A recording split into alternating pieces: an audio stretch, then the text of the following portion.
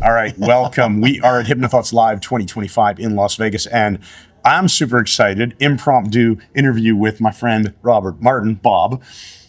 Bob, okay, you're going to have to deal with this because I'm saying some really nice things about you. Thanks. Every time I talk to Bob, he just impresses the hell out of me. And we were having a conversation just on the other side of the room, and I said, can we do this on camera? And he said, yes, thank you for that. Yeah. Welcome, first of all. Thank you for agreeing to do this. And tell people like a little bit about how you got interested in hypnosis. And I say that framing it this way.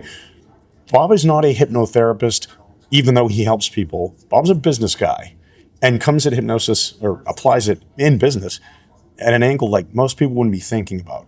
And I would consider you to be among the top tier people in terms of conversational hypnosis skills as well. Wow. So talk about that.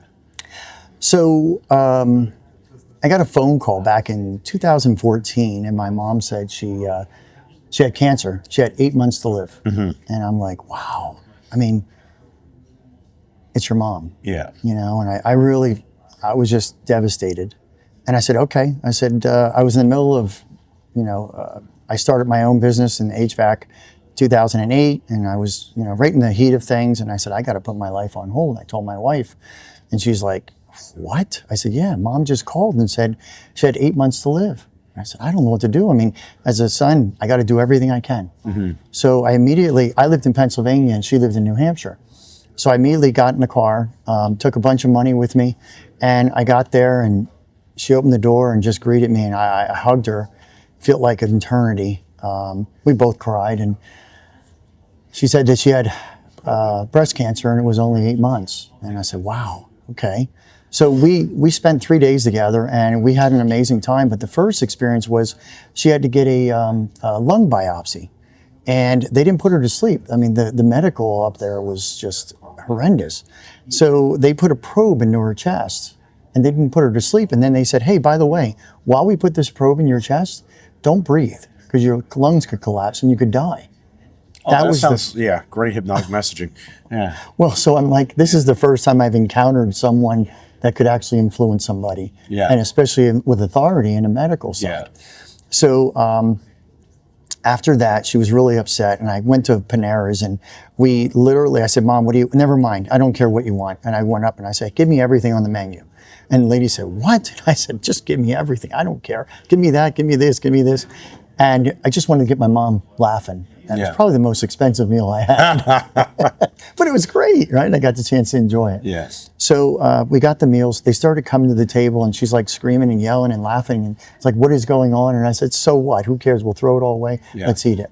So we did. We had a great time.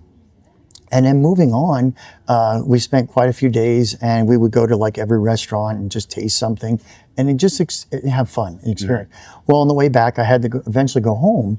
So I said to her, I have a plan. I didn't have a plan, but I didn't tell her that because I wanted her to feel confident. So I went home and I started looking on my iPad, and I'm just scrolling through my iPad, and I'm like, hypnosis? No, I don't want to do that. That's the devil. That's wizardry.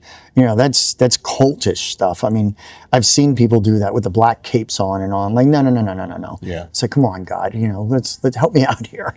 And I'm just going through, and then, at night, my wife's sitting next to me, and hypnosis again, scientific evidence, blah, blah, blah. And it was saying how it was changing lives. Yeah.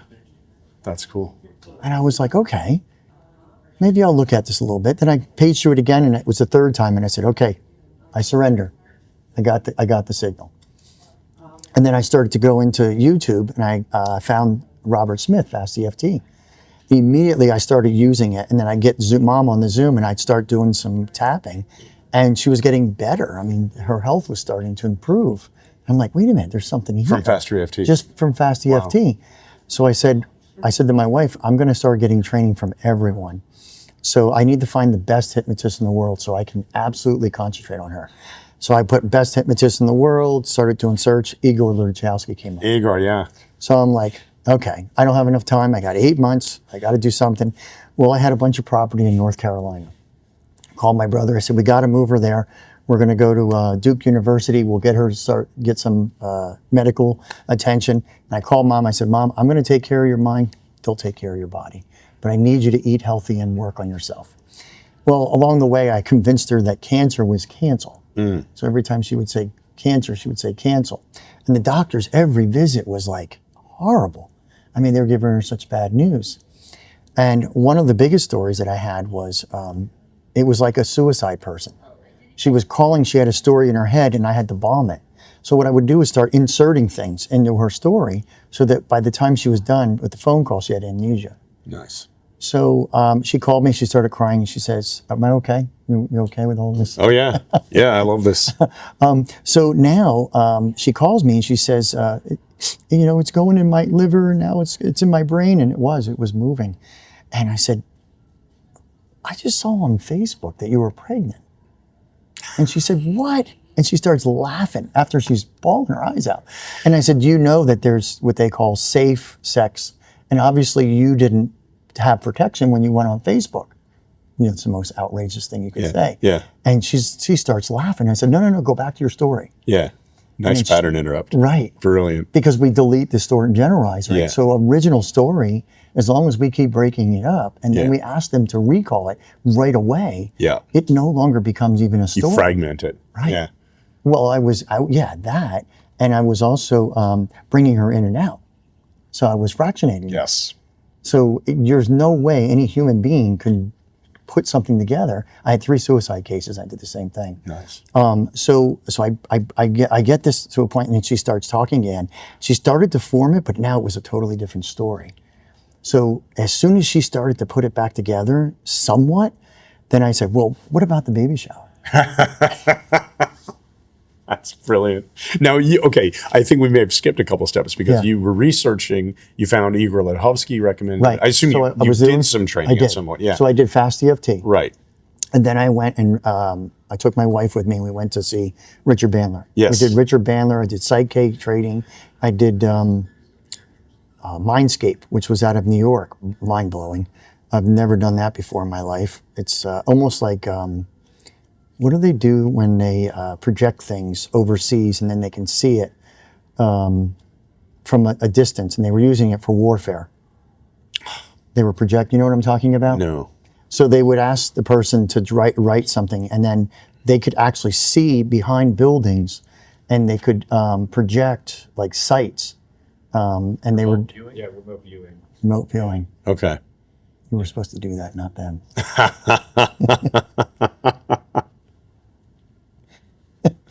That's okay. You see where I'm going with that? Yeah.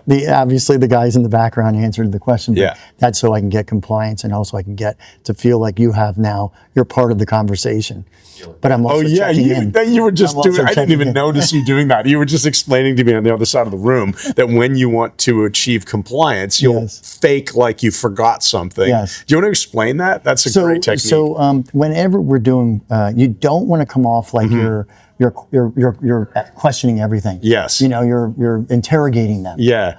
So it has to be so smooth, and you don't want to be perfect. Right. I purposely either self-deprecate or I try to get you to really be engaged so that you have ownership of the actual conversation. Right. But I'm still in control. Yes. That's brilliant.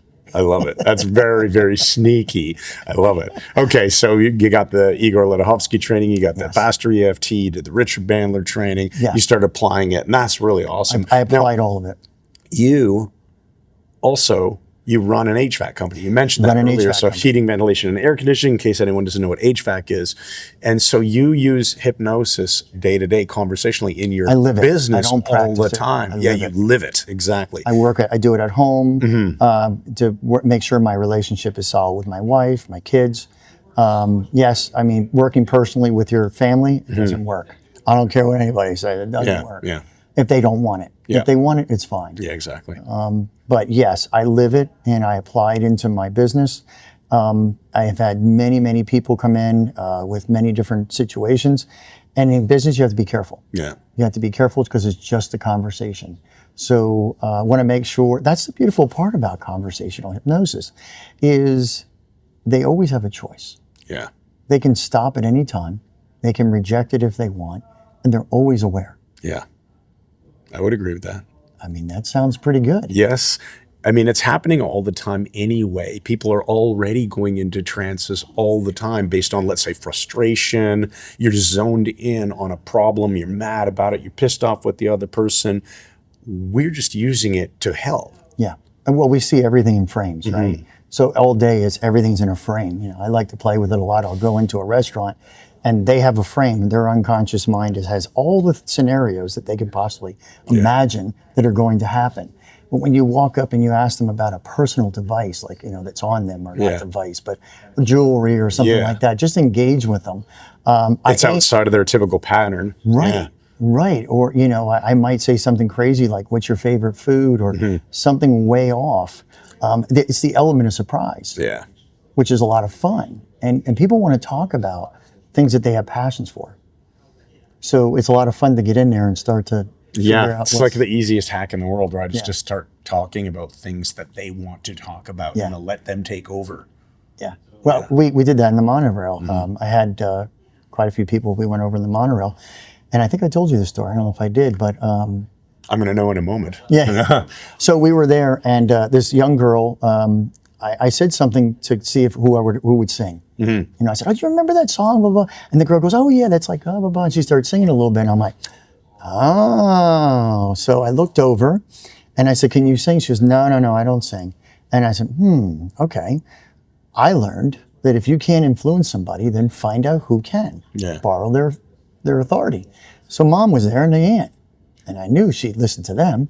So I started to go into self-deprecation about, you know, hey, I'm just a guy. I'm just sitting here, you know, with the hands. I'm just sitting here. I'm just kind of, you know, exploring things. I really have a passion for, and I got my demeanor down, you know, like I have a passion for music. And I really like songs, you know, and I love to hear her voice. And I know you as a mother, you know, and she's like, "Oh my God, I feel so sorry. I love you. You're so great." And she starts going on in the end. No, you haven't told me this, but this is great. I love it. So Tom's with me and the other two, and they're sitting there, and Tom knows. He's done this all the time. This is my street hypnosis. Okay. Yeah. So now the mom starts to tell the daughter, "You need to find a song." Yeah. And she's like, "What do you mean? I'm not going to sing in here in a minute. I don't want too much attention." "Well, you're going to do it now. Look at this poor guy." And they're like... I like how you say this is my street hypnosis, because it is. It's conversational and covert. It is. But it's still performing. So she started singing. She's talking real low. She's singing real low, singing real low. And I looked at Mom. She goes... And you know, she starts belting it out. That's and crazy. She is just, oh my God, she had a voice. Yeah. And it was from low to now she's got the attention of the whole and you apartment. Know what? You left her better off. Always. Yeah. That is a rule. Yeah. Explain that rule. Mike and I talk about that all the time, and I think the way you just said it to me off camera before was really nice. I always like to leave someone better off than when they came to me. Yeah. I want them to feel good. Yeah. You know, whatever it is that maybe was troubling them, just maybe talk about it for a second, but then switch it over. Ask what they're grateful for. If maybe travel in time, because we always travel in time, it's always emotions. So we're always in the past, you know, and we're always looking at the future. And it's very rare that it's worse. It's getting worse and worse with being in the present moment. Yeah. You know, because we're starting to flip through and fractionate ourselves. Yeah, we're in these device-centric microtrance behavior worlds. Yeah, so if you leave people better than before you had the conversation, that's awesome. And that applies to therapy, that applies to hypnosis, hypnotherapy, any kind of coaching, etc. And I think that's a great lesson to live by. And that's the one I think that's probably a good place to leave it. So hopefully you all watching this are now better off for having been brilliantly schooled in so many awesome things by Bob Martin. Thank you. Freaking awesome. Thank you so much. Appreciate it. Thank you so much.